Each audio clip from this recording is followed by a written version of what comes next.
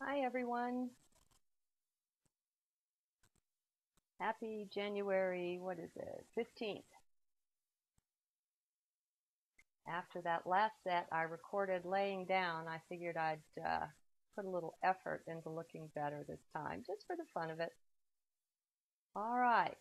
Um, the journal that Spirit has assigned me to read to you today is from yesterday. And I did 5 or 6 yesterday. It was rather an amazing day. Like I said, Spirit was flowing. So this is January 14th, 2010, and it was at 1:25 in the morning. So, by the way, I work the Mayan calendar, even though the day was 11 Lamont, or star or rabbit energy.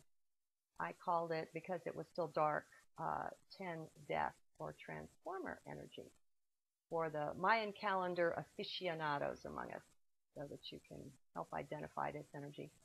It's called Unconditionality, Part 1, Letting Go. How very strange this journal starts out. I have the title before even writing a word. That is surely something new, since I, in the human sense, do not write these. They come through me, not from me, and I usually title them later. At least, that's how I understand things at this point. One only does one's best at any point in time. Full understanding is quite a luxury, and is not always, even seldom, present. So, what's new? Has not constant, even daily change, and significant change too, been the rule of late? It becomes the norm even, and that is fine. I don't object. It is just odd, though, to feel as if one is constantly having the rug pulled out from under. I have found that the solution to that is to simply hover a few inches above the floor. Why not? And metaphorically, of course. Human beings are a very adaptable sort. We don't realize the fullness of this as long as we abide in the mental mind or the logical mind. Ask anyone, and we find that people walk around quite centered in the head. It's funny, too, because ask those same people to point to themselves, and they point to the center of the chest, the area of the heart. Interesting. So anyway, even though that title sits up there at the top of the screen, I don't care. I will not let it control what arises here, which must simply be what comes. This is a sacred labor to me, this being true to the moment, this staying in the flow of the now as I write. I do not question what or who writes or comes up with these words. They just flow. That is sufficient. It is up to each one to decide if they have worth for you. They do for me. If you were in this form, this body, as I write, you would see why I don't question them. There is such a radiance, such a lovely flow of awareness that comes.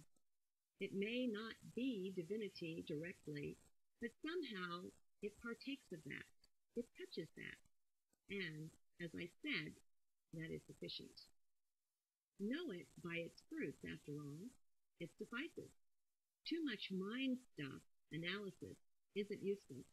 What does the mind know, after all? Not so much. Even the well-educated mind, not so much. I guess the title works, though, for I just glanced up at it.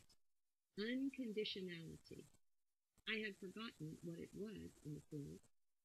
One does not hang on to things and flow very well. Why not? Because to hold on is to be in mind. It is the mind that grasps, not the heart.